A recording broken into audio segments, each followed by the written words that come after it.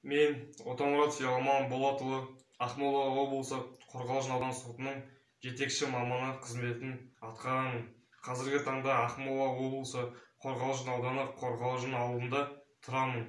Сіздерге Қазақстан Республикасының тәуелсіздік мерекесіне байланысты тіл тәуелсіздік тірегі атты челленджіне Мағжан Жұмабаевтың қазақ тілі атты өлең жолдарын ұсынамын.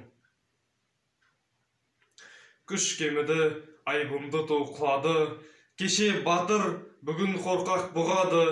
Ерікке ұмтылған шұқыр жаны кісенде, қан суынған жүрек солқын соғады.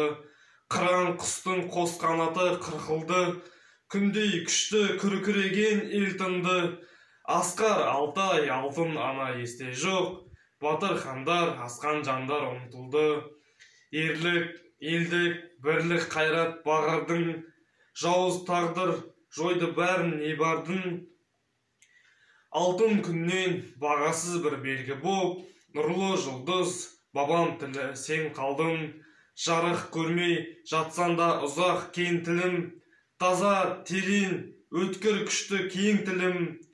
Тарап кеткен балаларымды бауырыңа, ақ қолыңмен тарта аларсың сен тілім.